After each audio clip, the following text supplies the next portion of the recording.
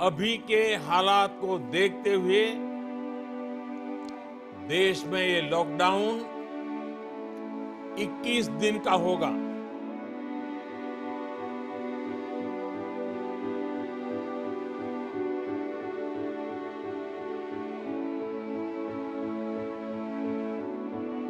But I'm saying there should have been more preparation from the administration side, especially when we already experienced some similar panic before the Janata Curfew day, even though it was announced in advance.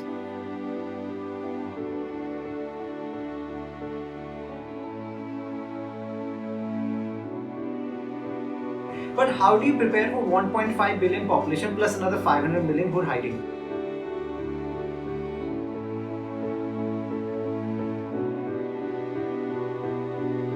Amazon was open. Amazon was even worse than Flipkart. At least Flipkart was open and saying like, tell you that we are shut for 21 days. Amazon says, oh, don't worry, we will deliver you everything. The moment I hit delivery, it says it will be there by 14th of April, which is the apparently last day of curfew. I was like, will you be pouring rice on my dead body?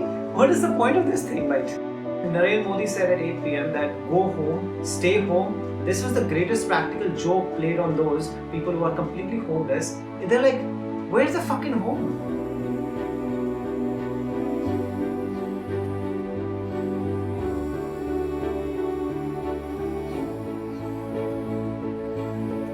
I can't even imagine the pain people are going through because they don't have food on the table and nobody gives a crap. I bambini da qualche giorno non riescono a mangiare sto pezzo di pane. Stia tranquillo che lei non se ne sta a casa senza rimorso perché facciamo la rivoluzione.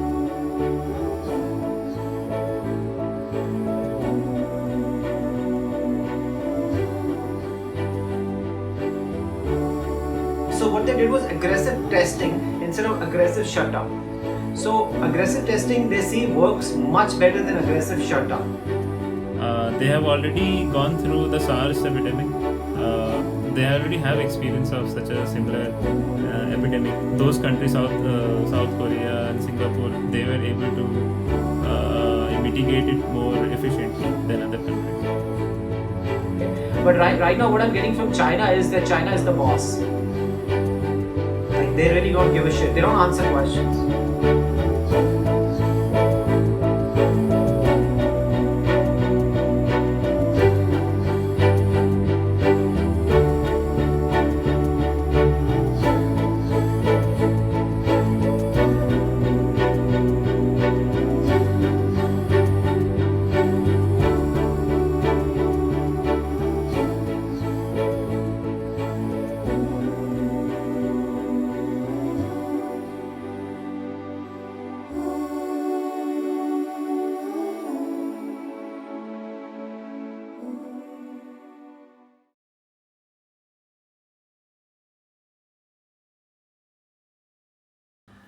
All right. Hi Bikram, how are you?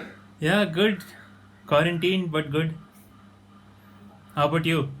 All right, it's day 4. If you can, if you see, I'm not shaved, but I've worn my party shirt because I'm not able to go out. So this is the, it's more party in the house. That's something I used to do 20 years ago in my first year in college in Melbourne.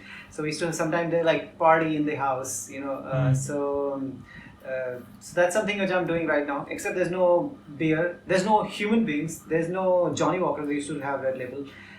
There's no real music. I mean, I can always have music, but it's just a weird party. But I think I'm not feeling terrible, honestly. I'm feeling pretty upbeat, weirdly enough. But I think we'll get to that later. But yeah, as we decided that we'll be talking about, we'll be doing 4 sets, 4 parts, around 15-20 minutes each. Yeah. Talking about day 1, curfew, day 2 and day 3, and today is day 4. So I think that would be around 15-20 minutes each of those sections. Yeah. So I wanted to start about the first day. Maybe I can start it that my observations on day 1, which was 25th of March. That was the first day which it actually began. What day was it? Was it Tuesday? Tuesday, Wednesday, Thursday, Friday? No, Wednesday. So, Wednesday, but yeah. Tuesday is when he announced on 24th night that's going to happen. So he came live on at 8 p.m. and then pretty much, you know, I think it took him around 15 minutes, give or take, before he actually said the word 21-day lockdown. Apparently Yeah. people were expecting, people as in like the media and everything, expecting 2 weeks because that's the period where they feel. But I think they just kept one extra week. I think very reasonable call there. And straight away, when he was speaking, I was already wearing my shoes because I was working from home. A new territory for me, a very old territory for you. So I was working from home, and then I was like, because I finished around that time anyway, and I was like, okay, that's it. I'm gonna wear my shoes. I gotta get out from here. I was anyway gonna go out, but I just wanted to see what's happening outside. Maybe I can buy a couple of things. I don't know. So DMart had not been operational that day for some reason. I mean, it opened later on. I found out it opened at some point, but by the time I was out, it was already shut. So when I went out, my first observation was like, complete opposite of Mr. Modi said, do not go out, stay at home, stay away from people, and social distancing in particularly good accent. People are doing complete opposite. Everybody was out of the house, queuing up, standing as close to anybody as possible. And also, you know how in India people mostly end up wearing masks, which I have sort of changed my opinion a little bit on that. And I'm more positive on the mask than I was like before. I was like, it's just kind of like, but I will talk about that later. But the fact is like everybody's out, everybody's as close to anybody they can be. And they're not buying essentials. They just either overloading on stuff which they don't need, so which means other people cannot buy it. My housemate, as you know, he wakes up around 7-8 p.m. at night. He had woken up and he was like, what's happening here? And I was like, I said, what's the problem? He's like, I need to get cigarettes. So he went out. He said, should I buy some grocery? I said, don't worry about it because there's a lot of queues. I'm talking about by the time I came back from outside. And then he went out, didn't buy any groceries because obviously there was too many queues. He bought cigarettes at twice the price. So that was the beginning of this thing. Because shops are open, and it's almost similar to reminiscent of what happened during 4 years ago when he, around the exact same time, wasn't it 8 o'clock only, he came in and he announced demonetization, that those notes will no longer be valid, 500 and 1000 denominations.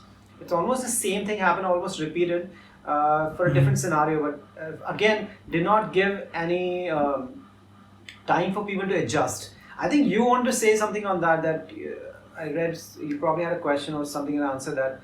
Was it the right call to not give people any time? I don't know if you had any opinion on that. Yeah, I mean, I think this was something which everyone was expecting after the Janata Curfew day, and we already had partial lockdown in many places, and in fact, Bangalore we already had lockdown. So I think people were mentally prepared. But yeah, I think more preparation should have been there from the administration because this was, I mean, even before Janata Curfew Day, I think this happened. Like people went out and started hoarding on stuff. They started buying a lot of stuff, even for 1 day curfew. So I think this was expected. So I thought.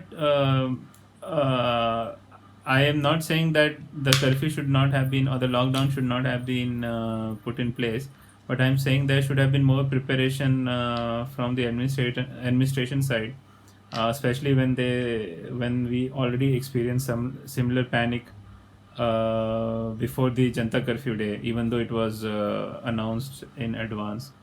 And I mean, we heard. I mean, I saw. Not. I didn't see. Since I didn't go out. I knew that there was no need to panic so much. Even in his speech, I think he said that all the essentials will be available. But you know, in India, right? And not even India. I think in most of the places, people just get into panic mode. I've seen people in US queuing outside Walmarts and other supermarkets because they don't have kirana stores, right? They have just few big superstores. So anyway, so what my point was that I felt, I don't know whether you felt, I mean, I think we also talked about it on that day, that I think more preparation from the administration side should have happened. Maybe the lockdown announcement should have come a bit earlier. I don't know, but I felt that there was a lack of preparation, and it was very evident on the second day as well. I mean, on day one as well, which we are going to talk about later anyway. So I was asking you that what did you think about the preparation? Okay, the preparation. Like, see, this is the banana republic. I've always said this. People always pick on me. Sometimes you also pick on me. But this is the banana republic. What the hell did you feel like? What's gonna happen? United States behaving like banana republic. Italy earlier on behaved like banana republic. I'm not gonna blame them what's happened right now, but they did behave like banana republic to start with. Spain tried. See, even Netherlands, it's just these guys got the first cases in what? Turkey got the first case on 9th of March and they're already down to 10,000. I mean, come on, they could have done better than that, right? But again, I don't know the ground realities of Turkey, so I'm not going to talk about it. But how do you prepare for 1.5 billion population plus another 500 million who are hiding? So, you can't do it. So, practically, but my point was like, how do you come out as the prime minister? Again, I'm not blaming. I'm just saying that he probably had to say it. He says, and if you see the circular that has come out, it says all the facilities available, all essentials available, everything will stay open. It will run through e-commerce. That means, and right away after all this happened, I go online. I can't buy anything. Yeah, anything. all the As I already e-commerce told sites you, are down actually. that- Even I tried. Yeah. are all down. How can you control it? Imagine like you were serving 1,000 people and suddenly you're serving like 1 million people. It's not possible. It's just simply not possible, right? So only Amazon was open, and I already told you the practical joke I'm going to tell you right now. That Amazon was the only one which is operational, which Flipkart, which is run by a fucking Walmart, is shut. Like they just shut themselves. They're like, we're done. We're gonna come back after 21 days. Applause. This is exactly how we work, right? We're gonna come back after 21 days. Then sending me fucking spam messages and telling me, oh, stay wonderful, stay amazing. This is not a curfew. This is a stay well thing.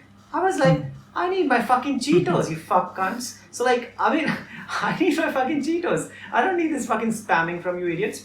Now, Amazon was open. Amazon was even worse than Flipkart. At least Flipkart was open and saying like, tell you that we are shut for 21 days. Amazon says, oh, don't worry, we will deliver you everything. The moment I hit delivery, it says, it will be there by 14th of April, which is the apparently last day of curfew. I was like, will you be pouring rice on my dead body? What is the point of this thing? Like, okay, long life milk will come when my life has already shortened by like gazillion years, I suppose, because I'm hoping I'm going to live a long time.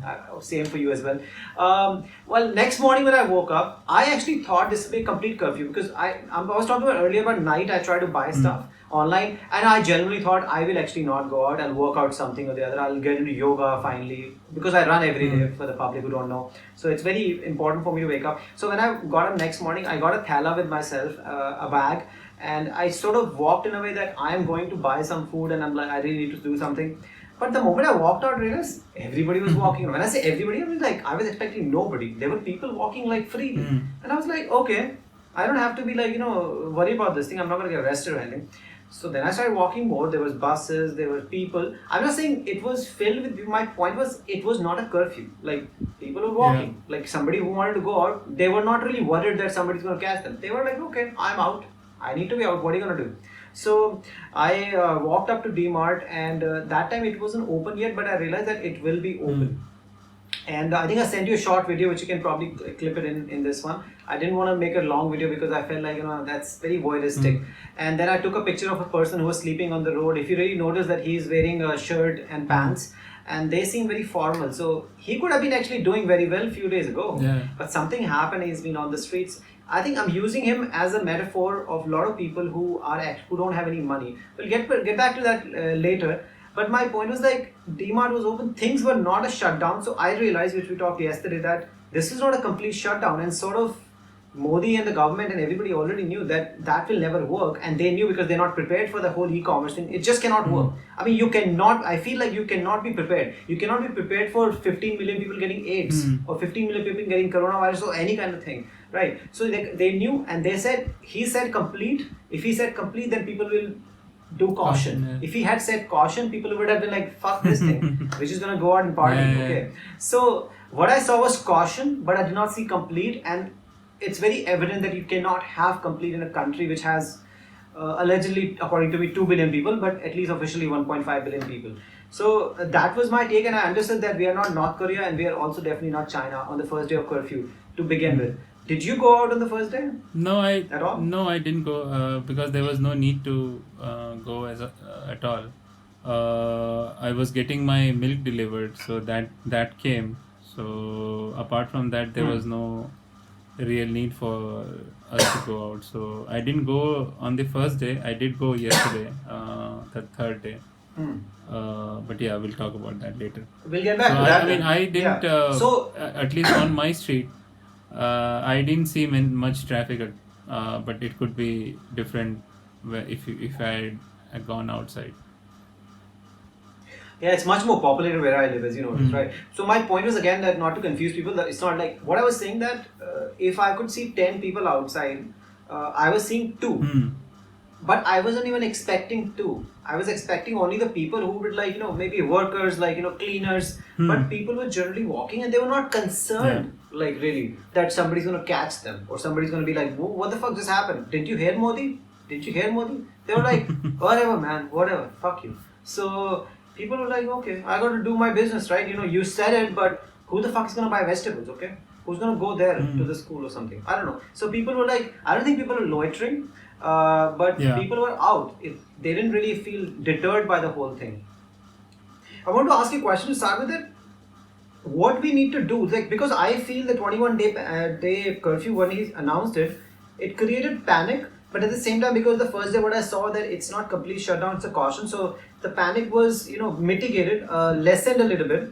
What other things do you think that we can do? Let's just talk about from media point of view to start with. What do you think media can do to at least not be the doomsayer, not be saying the earth is coming to an end, at the same time not be like fucking Trump or something, right? What is the middle ground that media needs to go through? Because media is something a big influencer, don't be Trump and don't be Boris Johnson, who apparently got he has it, right? He has COVID-19, right?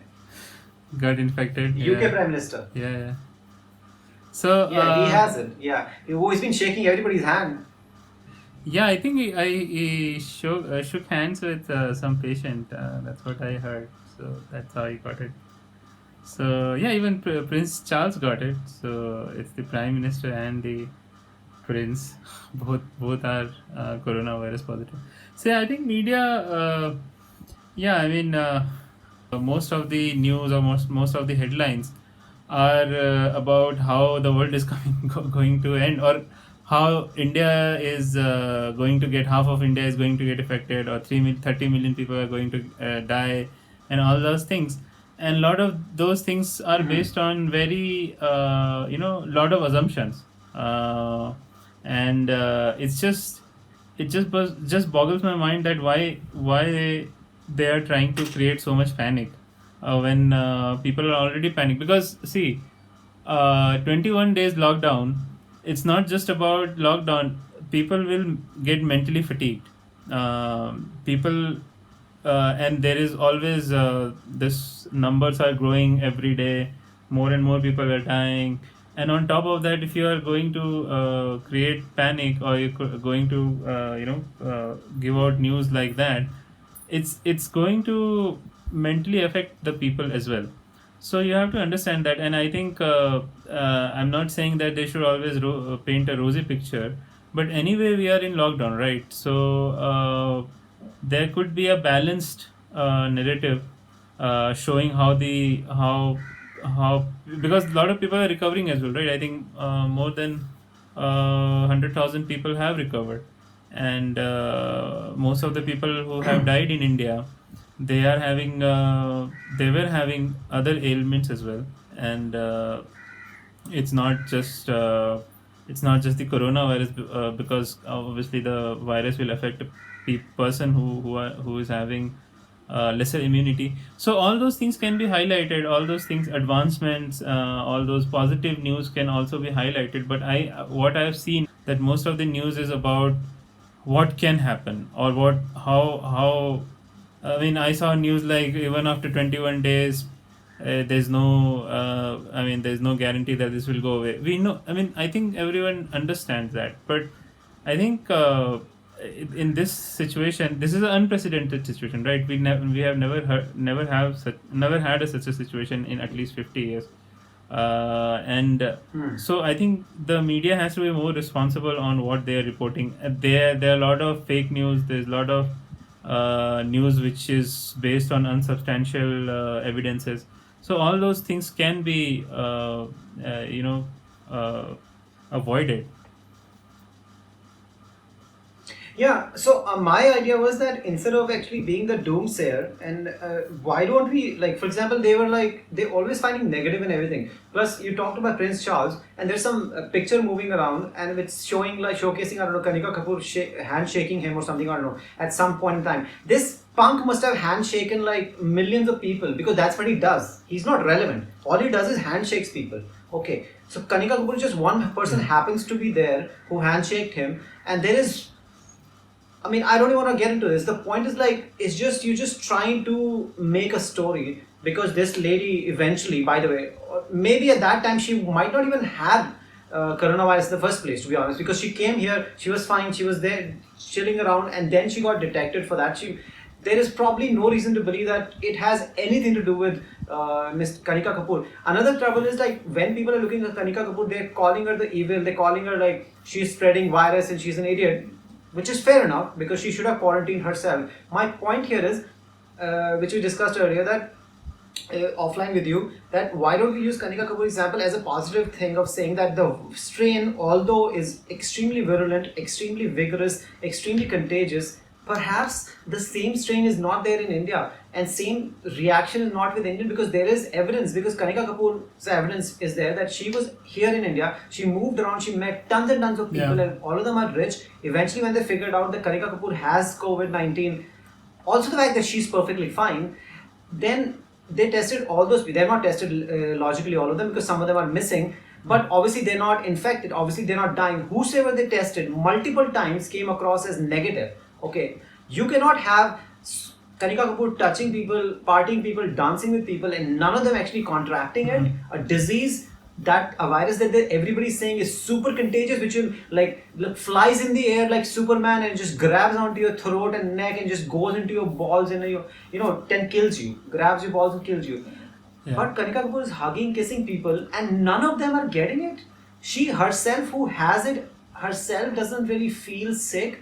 Then finally gets detected because she had some cough and other things. She was actually unwell. But as we know that coronavirus is just another name for cold, it's just this particular strain of virus is it can be very dangerous, obviously to particular people, particularly the old people.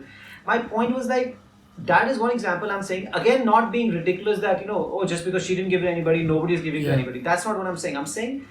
I'm trying to showcase the oasis, the silver lining here, that the fact is that we probably are not as affected by this as probably an Italian person or a Dutch person or an American person would be, because our immunity, as we know, it's much stronger because we are used to shit. Like, we have kachra everywhere.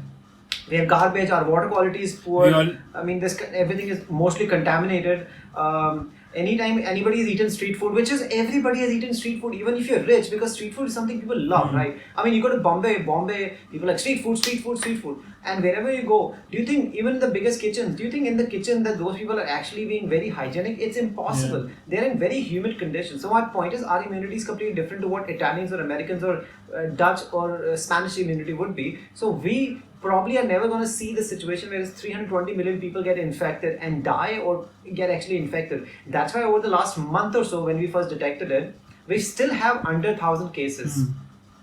So that was my take on it. I don't want to be ridiculous and strong that nothing is happening, go shake hands everywhere. But I don't want to be like, there is clear signs that it's really not really kicking off in India. And as long as we take precautions, it will die out.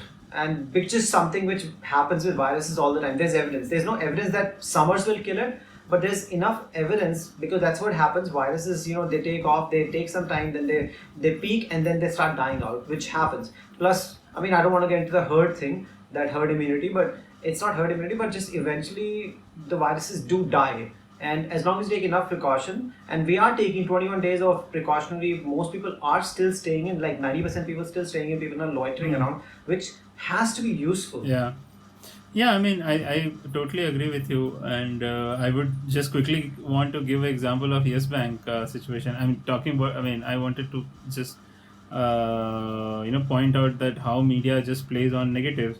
Everyone knows that Yes Bank had a big fallout and people are not able to take out money, but I think most of us don't know that Yes Bank are back to normal now. You can take out money from you can take out money from your account from any other bank. There's no limit, nothing. But how many people know that? Because the media only sensationalizes the negative news and not the positive ones. So this is one more example where we can just see that how media just plays on the fear of local public. Yeah, I think this is what I want to talk about now in day 2. So at this point, I'll say thank you for listening. If you want to continue listening, you can just keep listening and hit on part 2, because we're doing 4 parts in this podcast. Yeah. So at this stage, we will say bye to you. And if you want to continue, you can keep hitting part 2. And then do continue subscribe to our channel so that you can get notification whenever we upload new videos, and all these parts will be uploaded together. So if you want to watch it now, you can watch it now. You don't have to wait. But for future videos, do subscribe. Absolutely. Normally we ask people to subscribe. We have nothing happening in life, but I think now nobody's life, nothing is happening. So pretty much it's a shoe in. So just hit subscribe and we'll send you something which probably will be worthwhile. All right, take care.